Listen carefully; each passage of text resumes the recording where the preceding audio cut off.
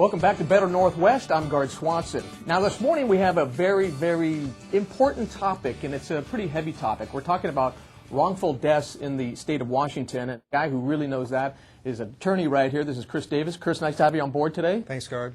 Real quickly, tell me, what does wrongful deaths mean in this state?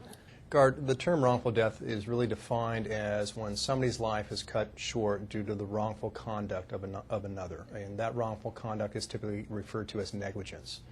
But not only people can cause a wrongful death, but so can corporations and governmental entities. Tell me a little bit about your book. I know you said it came out in springtime, is that right? That's right. And it's free, and what kind of information can people find in here? Well, I wrote the book after handling several of these types of cases over the last 17 years. And what I really found is when family members come to me, they're of course devastated and hurting. And so I wanted to put out a book that really explains the process and takes survivors through what to expect, not only in dealing with the insurance company, but if the case is litigated, how that's usually going to unfold, the process, the procedures involved. So everything that I've learned over the last 17 years, I put in that book. And real quick, you mentioned insurance. Where do insurance companies play in this, and if they do at all? If there's an insurance policy that may cover the loss, typically they are involved very quickly because wrongful death cases usually involve, a large sum of money. And so when there's a lot of money at stake,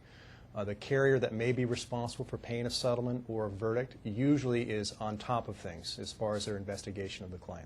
This is such an emotional issue. When should people come to you? That's a great question, Gaard. I'm caught between, family members grieving the loss of their loved one. At the same time, I know that acting quickly can do wonders as far as achieving a successful result. I guess if I had to offer advice, it would be to family members to act as quickly as you can. They should probably contact a lawyer to discuss their rights to see even if a valid claim exists, and then what steps should be taken to preserve the claim or preserve the likelihood of a successful outcome. You've been practicing law a long, long time. Tell me a little bit more about your experience. Well, I've been doing this for over 17 years, and wrongful death probably makes up at least 25 to 33% of our practice. And I exclusively handle personal injury and death matters, so that's all I do. I don't do any type of other law. I'm a specialist in this particular area, which is partly why I wrote the book in the first place. Is it difficult for you, Chris, not to get emotionally involved with your cases? Yes, it is difficult not to become emotionally involved, and I have to struggle with that at times because we see some pretty catastrophic and devastating losses. That's why we really try to use a whole approach to claims. We just don't handle the legal aspect of the claim.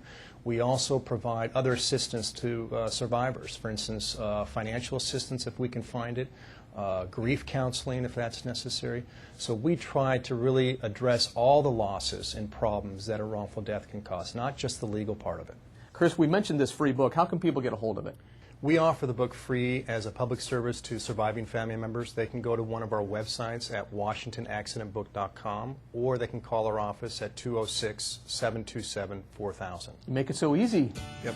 Great information. Thanks, Chris. I appreciate it. Thanks, Don't forget, you can always go to KIRO7.com. Don't go anywhere. Better TV continues right after this.